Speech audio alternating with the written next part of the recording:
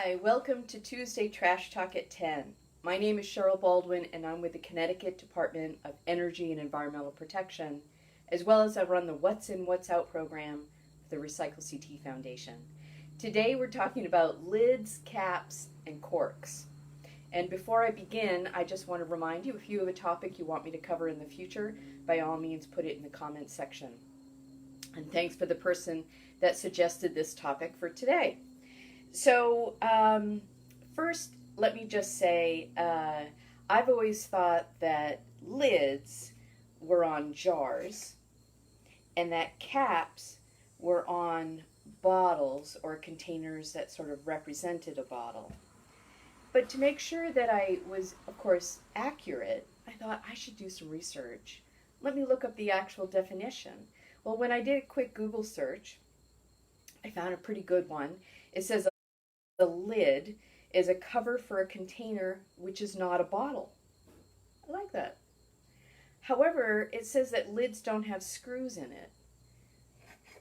And it's like, well, some do though, right?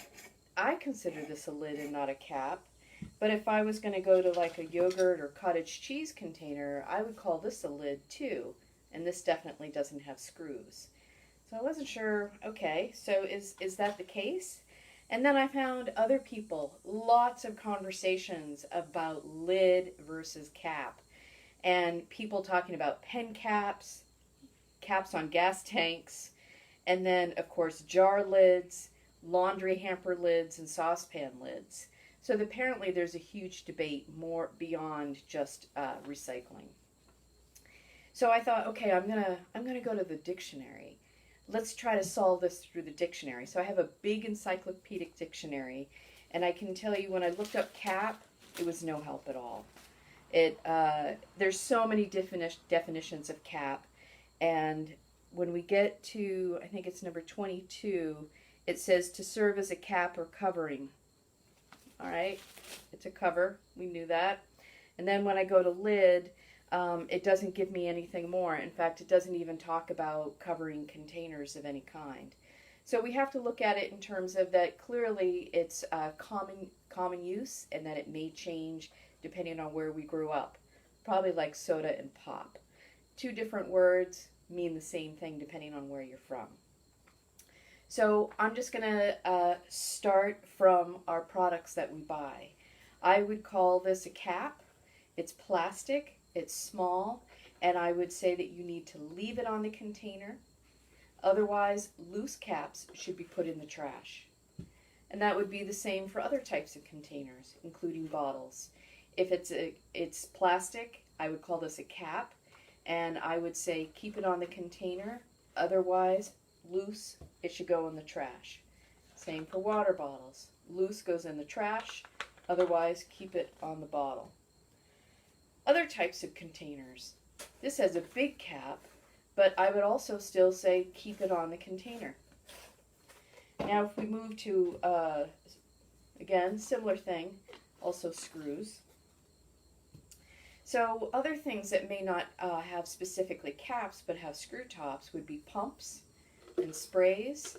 And I would say remove the pump or the spray and actually throw that away before putting your container in. Now, if we get to jars or bottles, which may be glass, this is when I would call it a lid. But maybe I'm calling it a lid because of its size. But in this case, it's plastic, and it is a twist, and you would want to leave it on or throw it in the trash. And so maybe this is a cap. Whatever you call it, I would keep this on or throw it away. When we get to metal, metal is something different. This I would also call a lid, and I would keep this on. However, if this comes off and it's separate, this is okay. And the reason it's okay is because it's probably steel. And steel is going to get pulled out by a magnet. But how small can it be? Well, I would say this might, I can't even get it off. I've had this one for a while. This also is glass with metal, and I would say that this is okay too. This is not steel, but it is metal, and I think this was to a glass jar of vinegar for vinegar, and I would say this is out. This is like a cap. I would say that's out. And then, of course, bottle caps. I would say this is out too. Too small, the magnet won't pick it up.